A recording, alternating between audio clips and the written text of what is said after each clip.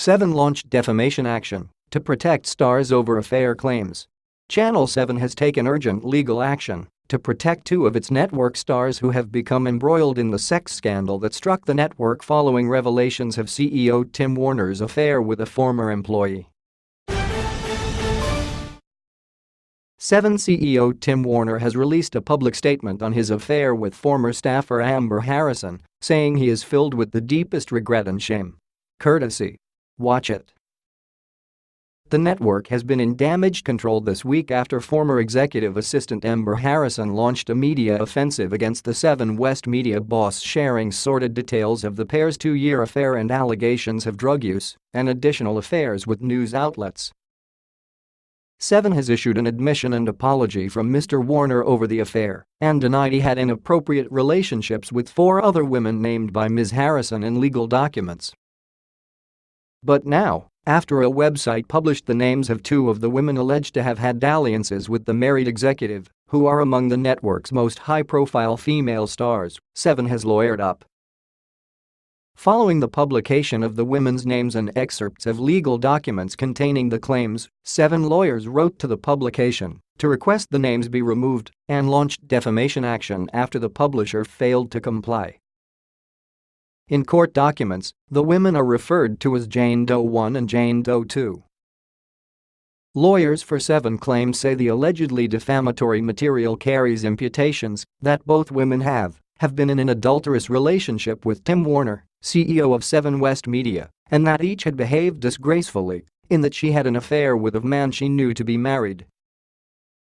In documents submitted to the Supreme Court, lawyers for 7 claim as a result of publication the women have been brought into hatred and have suffered and continued to suffer loss and damage to their reputation and injury to their feelings.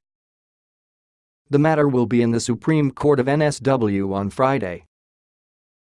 The defamation action is only the latest chapter in the saga, which started when Ms. Harrison approached media with details of the relationship and her subsequent breakdown earlier this week. Her decision to speak out came after years of complex severance negotiations failed to deliver a $350,000 payout she believed to be entitled to following her 2014 redundancy, which followed an investigation into the former 7 employees' corporate credit card use.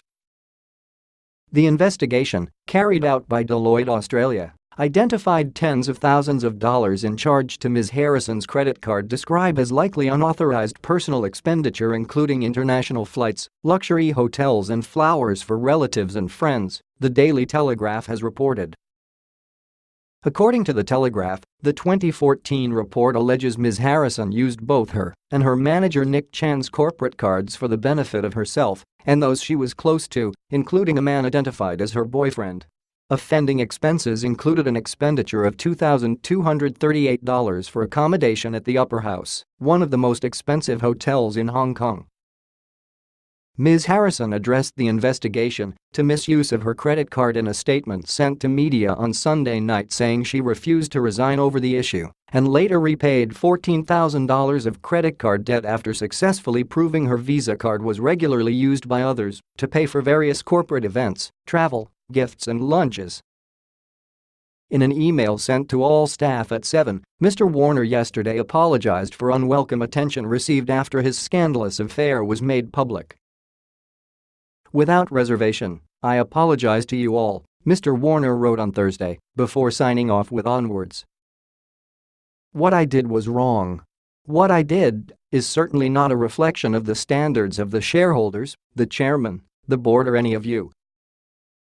You are entitled to, and I hope expect, better decisions from me." Mr. Warner has admitted to the affair, but in his email, claimed allegations made against him were factually incorrect. "But guess what, that doesn't matter anymore," he wrote. "The one thing I am not doing is making excuses. I obviously regret it, and most of all I regret the unwelcome attention it has brought to the company and my family." 7 yesterday announced it would launch an independent investigation into the scandal. In a statement to shareholders, the 7 West Media Board said a fresh inquiry was necessary to establish all the facts.